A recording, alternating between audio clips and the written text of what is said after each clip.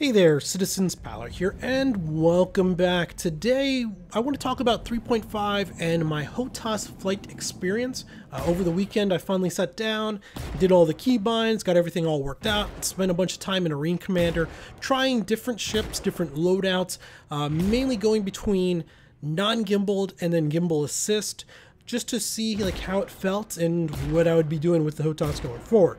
The TLDR is I'm not going to be using HOTAS. Not because there's anything particularly wrong with HOTAS, though. In fact, the HOTAS experience in 3.5 is better than the HOTAS experience in 3.4, which is better than it was in, well, 3.4's HOTAS experience is pretty bad. It's better than the HOTAS experience in, say, 3.1, when it was still pretty darn good. HOTAS right now is a little broken, mainly because of the ESP system being a little too clingy and not actually being accurate, but that's a different video for a different time. Anyway, so yeah, 3.5, spent 4-ish hours in Arena Commander, just different ships playing around.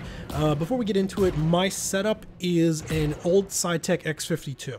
So it's a solid HOTAS, but an aged HOTAS. The X52 is still out there. It's one of the ones with actually a default profile within the game that you can just import, though I do not like their default profile at all. I ended up just completely purging it and building my own from the ground up. It's, you know, no longer a SciTech. It's been around. I think my stick's about 10 years old. I just bring this up because I do find that it doesn't have the most minute movements, and I don't know if this is because it's just aged poorly, if it's worn out, if other sticks would maybe be a little bit better. It's really good for if you just need to go, if a ship's behind you and you just need to pull a complete 180 and get going the other way. It works really well for that. It doesn't do really well if I gotta adjust my aim half an inch. With that, it's a little less forgiving. It's the ramp up of no input to full input is very steep. So keep that in mind. And yeah, okay. Overall, positive experience. The ESP system not being nearly as clingy as it was before, being able to, you know, if you got a ship and you're missing it by 200 meters behind it or something, being able to adjust that you're aiming now in front of it and so that the projectiles are hitting, works a lot better. The ESP system's still there, but it's just it's more of a soft curve in and out that it helps a lot more. That said, I still, being out of practice, having not used the HOTAS for about a year, I would say I would be lucky if I'm hitting 10% of my shots with the HOTAS. With non-gimbaled weapons, just straightforward, straight-firing weapons. When they did hit, you know, it was fine. Things worked just well. For this, I mainly used the Glaive, which is kind of my go-to HOTAS flying ship. And the Glaive experience now compared to 3.4, just because of those ESP changes and the new flight model, it felt good. The throttle's a little awkward getting the hang of, especially now that I'm flying pretty much entirely decoupled. I'm more, in my mind, I've now gotten around the decoupled where, you know, I'm flying along, especially with an Arena Commander, you pop a target, you pull around, and you're kind of waiting for the next wave. I automatically kind of hit the space brake and bring my ship to a stop. That mental... that's not been trained into me yet with the HOTAS. So the first hour I kind of went through the out of bounds more than a few times, simply because like I would kill my throttle, but I'd forget I'm still moving forward at full speed. And I eventually remapped a space brake and I started using the brake and the afterburner or engine overclock more often. They were two different thumb buttons on my throttle, but that took a little bit to get it used to. Yeah, flying decoupled with a HOTAS is a little awkward, but it came in time. The real improvement is similar to the real improvement with keyboard and mouse, and that is using the auto gimbal system. With the auto gimbal system, I go from feeling like maybe I'm lucky if I'm hitting 10%, probably closer to 5%, to where I'm probably hitting 25-ish%, 20 to 30, somewhere in that range. That's a massive increase. Hitting 30% with anything over 10%, huge jump in effective damage output. And that's where I spent most of my time. I tried a bunch of different ships, the Super Hornet, the Saber. I even pulled out the Freelancer at one point. With the Freelancer, I threw 4 of the new Banu weapon, the Singe weapons. They're interesting. I'm not 100% on them yet. They go through shields really well. They work like disruptor weapons that aren't disruptor weapons. So they go through shields like that, but once they're through shield, their actual hull damage doesn't feel that good. So I don't know if I like them or not yet. But yeah, I did those ships. I also did some of the old scattergun. So one of the tests I did was I took a Saber out, just scatterguns mounted, no gimbals, and that was kind of effective. There's definitely, the scatterguns really feel the effects of the balance changes for ship durability and gun weapon changes. While you can, or I could fairly effectively hit, I would say with the scatterguns I was hitting 30-ish% with HOTAS, which puts them back in line with that of now the auto gimbal system. But their damage output, unless you're hitting with all of the projectiles coming out of the scattergun, is just severely reduced. That's, yeah, it was adequate at best.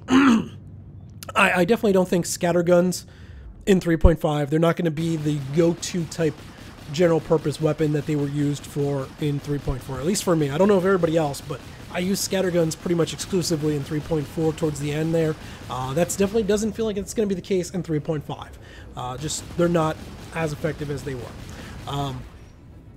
But yeah, once turned on the auto gimbals, started flying around, things felt really good. It was super effective, chasing targets rather than having to hit in like a pencil eraser size target. I was able to hit something the size of like a $50. Yeah, it felt good. It was very rewarding. The combat was super enjoyable. That's why I did like 4 hours of it over the course of 2 days, just because of how enjoyable it was. Now, I said at the beginning though, I'm basically going to probably stop using my HOTAS. Well, why is that then? Well, it mainly comes down to looking at the game for the persistent universe, where I'm going to be spending the vast majority of my time, and the fact that I'll be doing a whole lot of mixed combat, things coming and going, and I did not feel notably better with HOTAS using gimbaled than I felt with keyboard and mouse. I would say it was almost a wash. The HOTAS was a little bit better at flipping around and getting a target behind me, right? So I know I'm being shot at from behind. I need to pull the 180. I can flip that. The HOTAS was also a little bit better at, once I got the hang of the decoupled flight, using my little thumbstick for my strafe left, strafe right, strafe up and down. So I was able to more effectively strafe up and, you know, just keep a target missing me. I was better at avoiding incoming fire with the HOTAS. But I feel like I'm better at keeping a target in the fine cone with keyboard and mouse. Like the fine, just adjusting a quarter inch here or there, I feel like I'm better with keyboard and mouse. And that goes back to what I was saying earlier about my HOTAS. It might just be my stick doesn't have good ramp up. It's kind of worn out or something. So your mileage may vary depending on what HOTAS you have or how good you are with that. But my final takeaway after spending all this time with it was, yeah, plugging the HOTAS in for like Arena Commander, if somebody wants to get the ability to get the pirate caterpillar or be able to buy the glaive, you know, I could definitely use the HOTAS for Arena Commander and all of that. But the difference in my skill or how efficient I was between the two of them was such a wash that for most of the gameplay in Star Citizen in the Persistent Universe, where I'm going to be, well, I need to open the star map and then I got to plot over here. I can't do that with my HOTAS. Well, now I'm back over on keyboard and mouse. Okay, and we're landing. Got to get out of the ship, run down, and pick up a black box or whatever. Well, now I'm back off of the keyboard and mouse, and then I'm on the keyboard and mouse, and I'm back on the HOTAS. Rather than that, it's probably going to be a lot easier and more effective just to disconnect them, get them out of the way, open up the desk space, and just play with keyboard and mouse 95% of the time. And there's a little bit of disappointment in that. Part of it has to do with sunk cost fallacy. I've spent a fair bit of money over the last year and a half just trying to get a good keyboard and mouse setup. Get a good HOTAS setup. Basically, I bought the... they're made out from a company out of Germany. I forget what it starts with an M. But they're extruded aluminum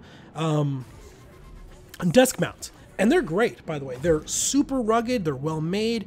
They're easy to move in and out. Like right now, they're sitting about 3.5, 4 feet wide. But within 20 seconds, I could have them slid back in place to go. And then I just plug the HOTAS in, and they're good to go. They're really good mounts. But I went through all this different stuff, trying different things in order to get effective, comfortable way to have both keyboard and mouse and HOTAS. And now with this change, basically I'm just going to do keyboard and mouse. So there's a little bit of, damn, I just spent like way more money than I had to for all of that. And I think there's going to be some pushback because of this for those people. If you've bought one of those big, really nice $600, $800 dual stick setups and everything, while you're still going to be able to use those dual sticks and you'll probably enjoy them more than you did previously, you no longer need them. They're now just kind of a, well, you could use them or just use keyboard and mouse, because the keyboard and mouse is 90% as effective. And then you don't need to worry about, oh, well, incoming comms call, which is my comms key, and I need to request landing clearance and all this. Nope, you can just, everything's on keyboard and mouse, a lot more easily mapped and easier to use. So that's where a little disappointed, but at the same time, not really disappointed. For the sake of the game, for the health of the game, for where most players are going to be that aren't going to want to spend $300, $500, $1,000 on a good HOTAS dual stick or whatever setup, I think this is all positive.